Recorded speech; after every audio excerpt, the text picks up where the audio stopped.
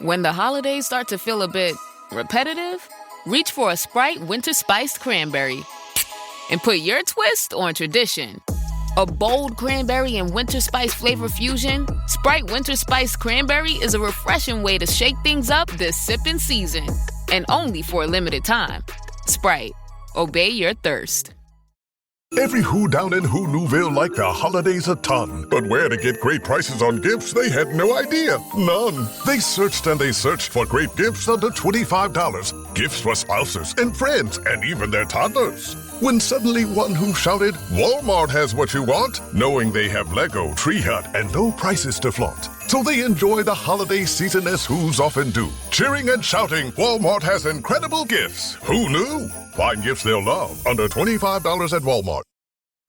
This episode is brought to you by Indeed. You're ready to move your business forward, but first, you need to find the right team. Start your search with Indeed-sponsored jobs. It can help you reach qualified candidates fast, ensuring your listing is the first one they see. According to Indeed data, sponsored jobs are 90% more likely to report a hire than non-sponsored jobs. See the results for yourself. Get a $75 sponsored job credit at Indeed.com/podcast. Terms and conditions apply.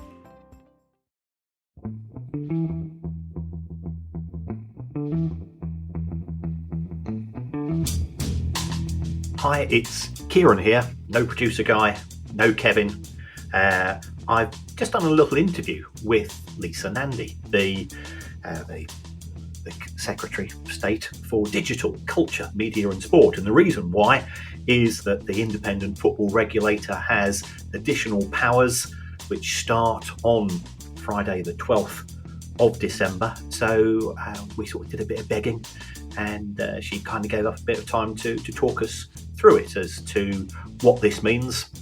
We're very conscious that things have happened at Sheffield Wednesday and Morecambe recently that have an impact as far as what the regulator may or may not be able to do. So we sought clarification, and hope you enjoy this interview.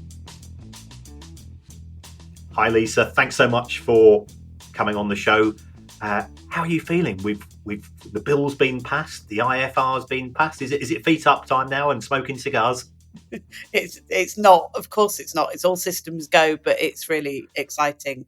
Kieran, that I've long campaigned for this football regulator back in the days when it was Tracy Crouch's brainchild, and it was sort of touch and go whether the last government was going to be able to deliver on it. So it's a big moment because the first set of powers, really significant powers, are coming online.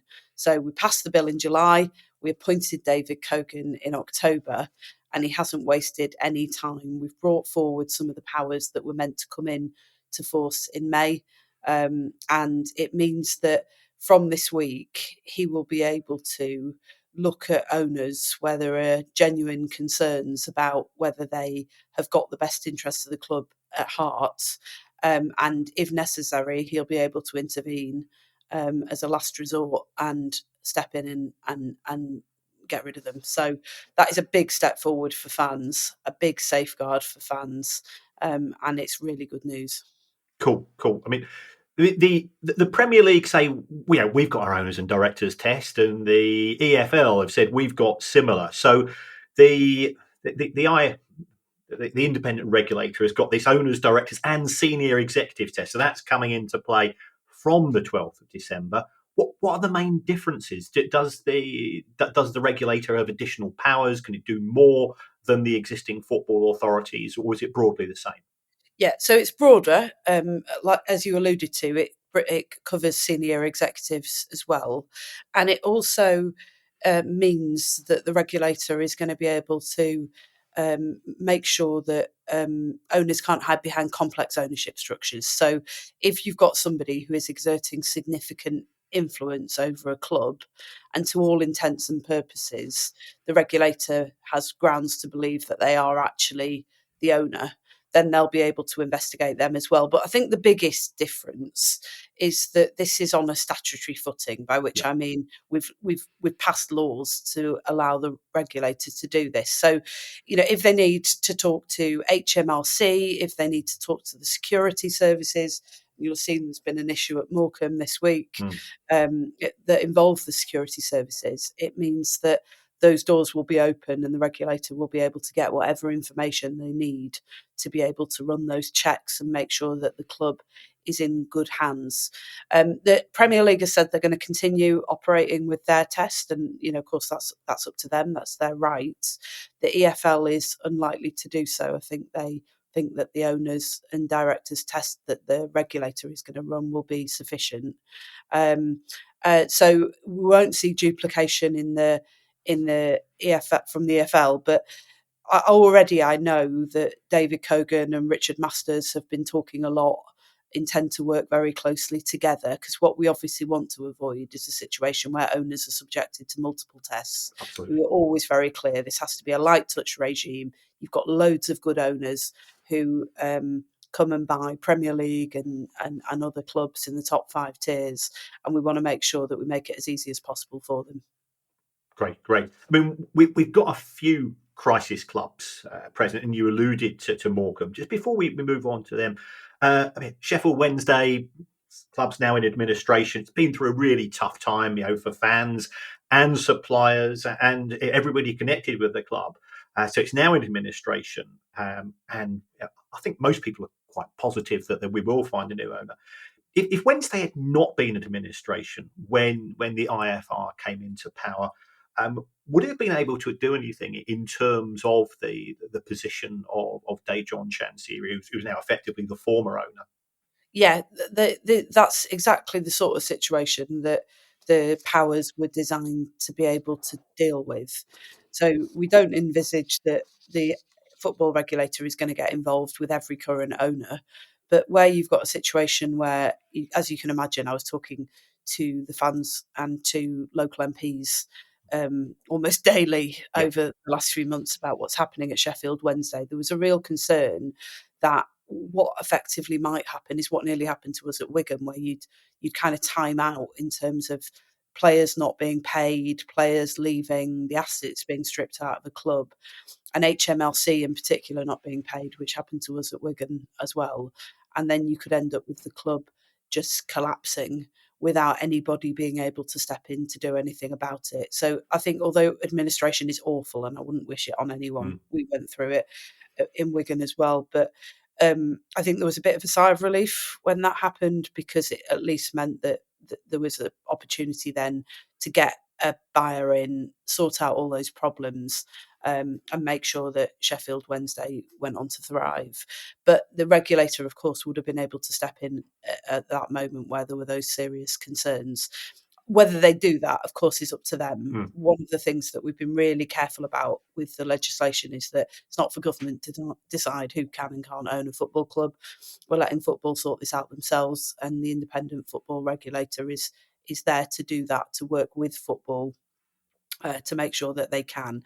But as a final safeguard, when it comes to bad owners, fans can breathe easy now, knowing that there is somebody who can and will step in.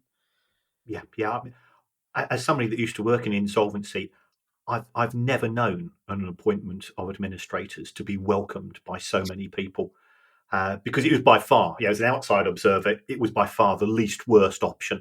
And there's still, of course, many people are going to lose, many suppliers who've supplied in good faith and so on. But that's a broader business issue. I mean, It's appalling as well that we've allowed football to get to a point where, for the fans, where you're looking at least worst options and you're saying administration is a step forwards. And so what we hope is that because we've appointed David Cogan to this role, it's been warmly and widely welcomed, and he knows football inside out, loves the game, and is already making sure that he's working very closely with fans groups and all the main players, that what we hope is that we won't get to that stage with clubs in the future. But as a last resort, if we do, then there will be a better option on the table. Great. I mean, you mentioned again Morecambe. It has been a lot of news this week. We've just had 2 directors resign. Were you aware of? Have there been any discussions between the club and IFR before what's happened in the last week or so? And I appreciate that the government has sort of used, its its security arm to do further investigations. Would IFR have been able to perhaps do that work before some of these people were associated with the club? Well, that's an interesting question. I think it's probably more one for David Cogan than for me. But obviously, because there were serious security concerns, I was briefed and kept up to date about what was happening. But quite frustratingly, for obvious reasons, couldn't share that with anybody associated with the club or anyone else for that Absolutely. matter. But in the Morecambe situation, the individual concerned, I think there aren't any concerns that he's linked in any sort of substantial way to the finances of the club and the running of the club. So it's not quite as, the headline is obviously for fans is very worrying, but we managed to satisfy ourselves that the club would be okay. If there was any concern about the financial soundness of the club or any other issues, then of course we would have made sure that we talked to the football regulator so that there could be a plan in place. But as I understand it, the individual in question was more of the face of the club Right. than the sort of power behind the scenes. So that hopefully should reassure the fans that Morecambe is, not going back to where it has been in previous months. Right. Right. I mean, we now have these beefed up tests. I think we saw with potentially a possible owner at Everton, again a possible owner at Derby County, was that they'd sort of misrepresented their position to the incumbent owners, and they'd also managed to get fairly far with both the Premier League and the EFL. If somebody is found to have misrepresented their application and has managed to get through and become an owner, will the IFR have sanctions to say, in the light of new information, we can now take action? Yeah, so the test is retrospective, so they're able to look at owners without any kind of time limit. If there's an existing owner where there are grounds for concern, then the IFR can intervene. We haven't been that's quite a broad power. We Mm, haven't been prescriptive about that. The only thing that is very clear from the legislation is that it has to relate to the principles that are set out in the Football Governance Act. So essentially that the club has to be it has to be about the financial soundness of the club, and it also has to be about the powers and the rights for fans that we wrote into that legislation around, not having your kit changed, kit yeah, colours changed, strip colours changed, and heritage assets sold off. But if there are concerns around those things, then the regulator is able to get involved at any stage. The test for new owners will have a time limit on it. That's why that hasn't come on stream already. That's slightly more complicated in terms of how we get that through Parliament. We've got to lay something called a statutory instrument for those who are Parliament nerds. We'll do that. So they will come on stream in May, but with the current and existing owners test, there's no time limit, so the regulator can get involved whenever concerns arise and when new information comes to light. cool, cool. I mean, you said that the whole point of the IFR that it is light touch. I appreciate that your role, as Secretary of State, is very very broad. So how often do you anticipate having meetings with the IFR? Are you sort of having they sort of always scheduled in your diary on the 16th of the month, or is it sort of a more an informal basis? And you just sort of you and David sort of will meet up as and when's needed. Yeah, so I didn't know David before he came through the process as the recommended candidate. I'd only met him a couple of times, but once in post and once years ago prior to that. And because of the issues around donations, he's never made any secret of the fact that he's a Labour donor. I recused myself from the process, so the Sports Minister Stephanie Peacock appointed him. I haven't had a close working relationship with him up to now. I didn't speak to him at all or was in any contact with him during the time that investigation into the appointment process was going on. But now that he's been appointed, I envisage having a very close relationship with him, not to interfere in the work of the IFR. That's, it's independent for a reason. And it's not in the interest of government, fans or football if government is getting involved in decisions about ownership. But what I want to make sure is that he's got what he needs to be able to ensure that football succeeds and fans are at the heart of the game. And he's already, within the first couple of weeks of being appointed, he'd managed to find a building, set up a headquarters and recruit board members and the senior team. So he's not wasting any time at all. And he's not shy about coming to me when he needs more. So Cool. It's a pick up the phone as and when needed sort of relationship. And he's certainly been doing that over the last couple of weeks. Great. I mean, I think one thing that everybody's going to welcome as a result of the regulations is we have greater transparency. I mean, are there mechanisms in place to ensure that will be the case? Especially, we've got the issues of club ownership, but also financial sustainability, which is another broader issue, which will be under the remit of the regulator. Yeah, I mean, the regulator will obviously need to explain reasons for why they're getting involved. So I think that in itself will help to ensure that fans have more information about what's happening. Although I have to say that my experience at Wigan when we went through this twice was that there were really frustratingly, there were often several weeks, at one point there were several months where we couldn't share information about concerns we had about potential owners because it would have put the club at risk.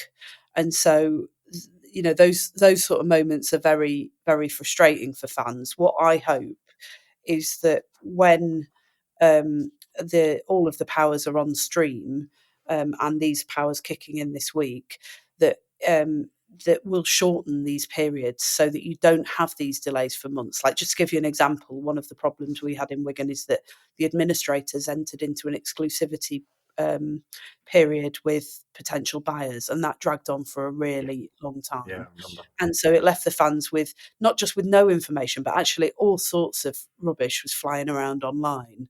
And, these rumours really take off, and we couldn't say, no, it's not true. We couldn't really say anything. So what I'm hoping is that it'll all be much quicker, much less painful, and actually we won't be starting from that very difficult place where clubs are in administration in the first place.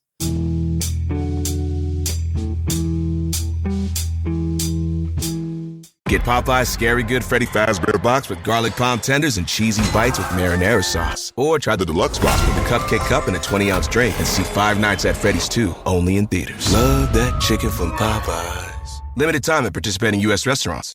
The McDonald's Snack Wrap is back. You brought it back. Ranch Snack Wrap. Spicy Snack Wrap.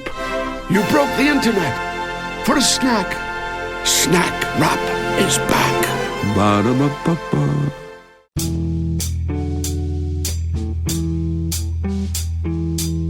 I mean, and these powers are coming online now. Now, are these just the powers for existing owners, and will there be is going to be a further step when we've got new owners potentially coming into the game?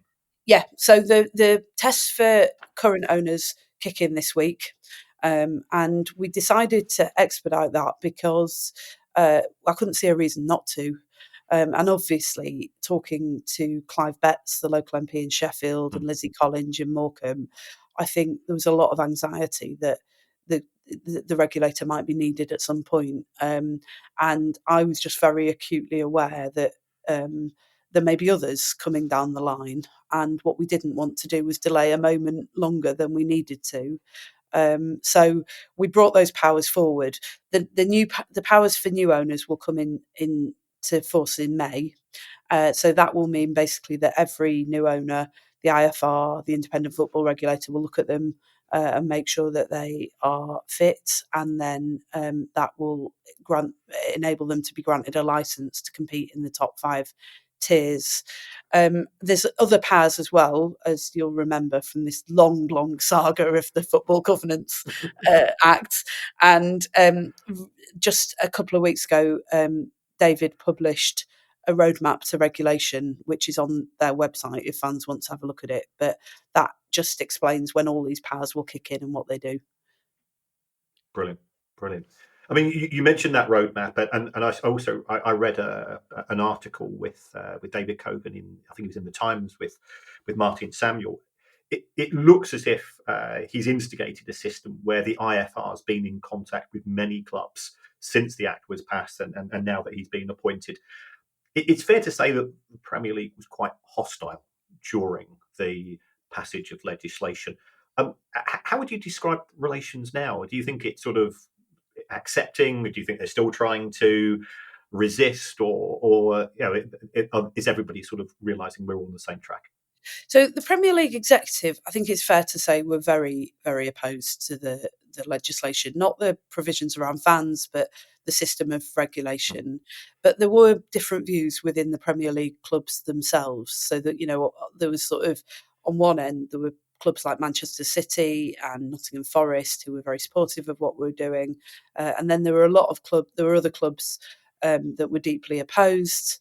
And then there were clubs sort of in the middle who had some concerns, wanted to make sure it was light touch, but could understand the reasoning behind it. And the way that Tracy Crouch obviously set out the original proposition was essentially that the football pyramid relies on its base, and it's in the interests of everyone to make sure that the base is strong. But I would say that relationship is very good now.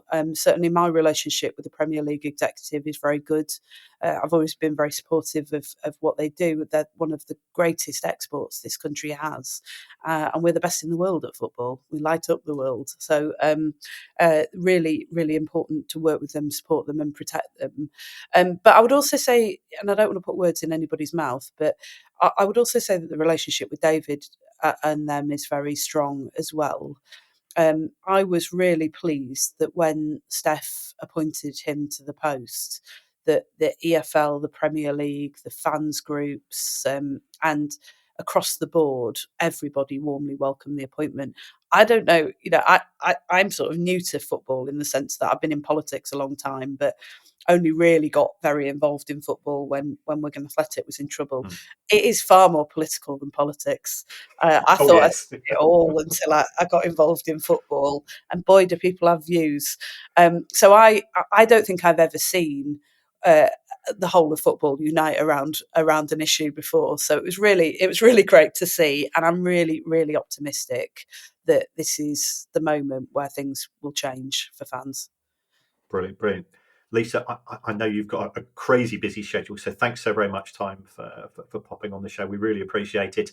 Have a great Christmas and a New Year. I know that it's 24/7 for you folks at present, but I really appreciate you coming on the show. Thanks so much for having me. The price of football.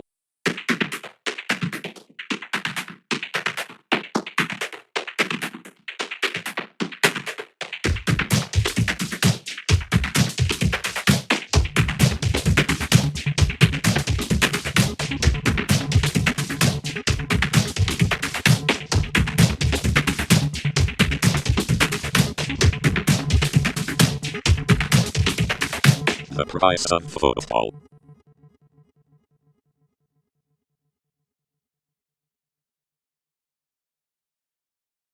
Hey, Ryan Reynolds here for Mint Mobile.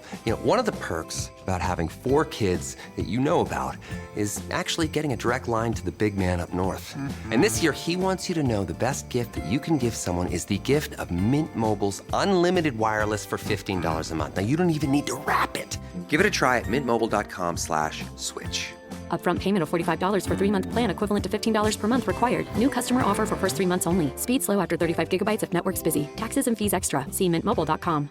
Hiring isn't just about finding someone willing to take the job. You need the right person with the right background who can move your business forward. If you want candidates who truly match what you're looking for, trust Indeed Sponsored Jobs. With Indeed Sponsored Jobs, your post stands out to quality candidates who actually fit the role. According to Indeed data, 90% are more likely to be hired and trusted by 1.6 million companies. Spend more time interviewing candidates who check all your boxes. Less stress, less time, more results. Now with Indeed Sponsored Jobs. And listeners of this show will get a $75 sponsored job credit to help your job get the premium status it deserves at Indeed.com/Podcats13. Just go to Indeed.com/Podcats13 right now and support our show by saying you heard about Indeed on this podcast. Indeed.com/Podcats13. Terms and conditions apply. Hiring? Do it the right way with Indeed.